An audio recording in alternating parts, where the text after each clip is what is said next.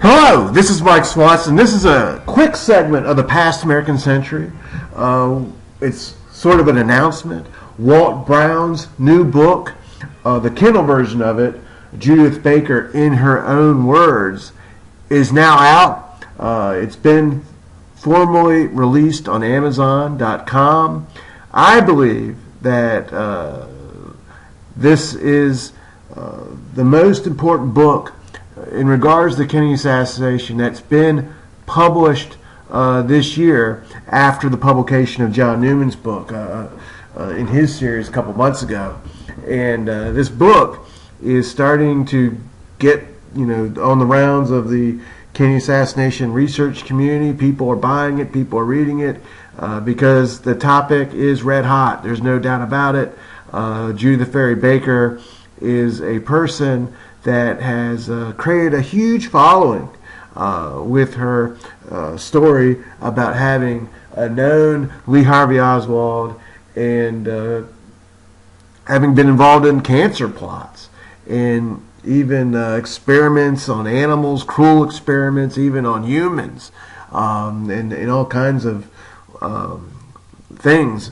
And it's gotten so much attention that finally someone has come out, Dr. Walt Brown, to just simply examine what she's saying and take it from there.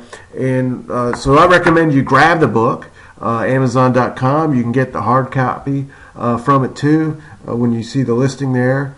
And also there's a link below this video to do that, or you can even contact Dr. Brown and he can send you the hard copy version of it for a slight discount for what it's selling on Amazon too. But I want to play for you a quick segment of an interview that Brown did on May the 10th on a 2-hour show on the Ochelli Effect. I'm not going to, this is just a small clip from that show, so I will provide a link to the full show below this video too, because he talks about his work, the Kennedy execution, and other aspects of the Kennedy assassination. That 2-hour interview, really fascinating interview. But this is just a part of it in which one of the members of the assassination community called into the show to make some remarks on Judyth Baker and Walt's work on her. Then they relied on the FBI, Sure, who did 25,000 interviews and submitted 3,000 reports. I'd love to know what happened to the other 22,000. Yeah, me too. And here's the thing. Before we get too deep into the hour, we've actually got some phone callers, and I'd like to clear a couple of them before Let's do it. we go further. First one on the line has a 252 area code. So you are on the air with Walt Brown. Chuck. Hello. Hello, It's 252. BP. Oh, okay. How you doing, man? This is an interesting guy, Walt.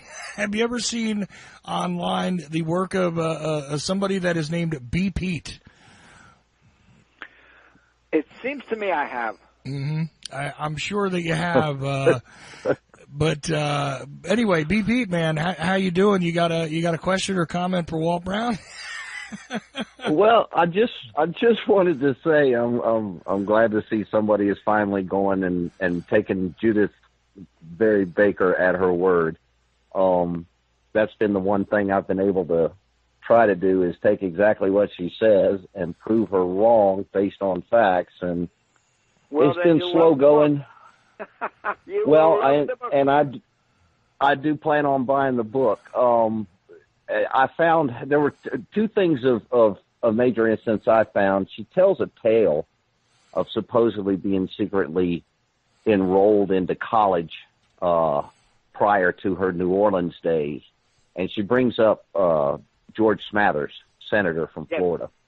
Yep. And she made this claim that somehow she was given emancipation by a female dean at the University of Florida, and enrolled in school. And lo and behold, I did some searching and happened to find where she claimed she started that semester late and had all this catching up to do. And George Smathers' library just happened to have a copy of the schedule for those years that she was there. and it basically blew her entire story out of the water. She was claiming she started 5 weeks late in February, and there's the schedule showing that, you know, she was enrolled supposedly prior to the drop ad date. She wasn't 5 weeks behind. She hadn't even gotten started yet. There's bigger concerns than her Florida education, clearly. Well, true. The biggest one I found was her direct contradiction of when she actually met Oswald. Apparently, she was hooked up with James Fetzer, who I know you know from way back, and she Fetzer was her mouthpiece for a while on John Simpkins' education forum, and he set up. She had some complaints about the way she was being portrayed, so he set up a thread and asked her directly when she met Oswald, and she said she met him this day, 1 o'clock in the afternoon. Well, somebody come to prove to her that Oswald at that time was in the unemployment office in New Orleans, and he was dressed in a tie, and she had claimed that he was dressed as a workman and all this. And it's funny, but right before her book came out, that suddenly changed to 8:30 in the morning. And, I mean, that to me is the biggest lie she's told. I mean, it goes directly to the source. Simpkin provided her the opportunity, and Fetzer was her mouthpiece and put it out there and blew it out of the water. Do you believe her story that Oswald stood up to KGB torture and that the KGB apologized to him and gave him an apartment? To me, that's a whole lot bigger on than whether or not Oswald was wearing a tie. Believe me. He was a super spy, you know, according to her. But it's just the little things like that over the years. Dave Reitz has a good compilation of a lot of the things that she has said and contradicted her story and changed things. While we have you here, I should put it out on the air. I have gotten, in the last week, since I was on Chuck's show last week, I've gotten people have sent a number of clips of her. And I have saved them, but I haven't watched them because as long as I'm this, I wouldn't want to anyhow. But I haven't watched them simply because I don't want to ruin the stew, so to speak. I don't want to contaminate my own product. I'm basing my concerns on what she said in published material, period. Whatever she said at this conference or on that podcast or whatever, the time may come when I can laughingly pay attention to it, but this is not the time. But I do appreciate the people that sent them because each one seems to have a different nickname for her.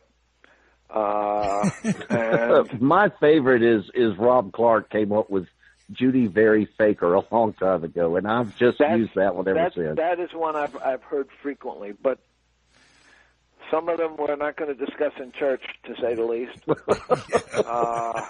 no, there's 1,000 points of light.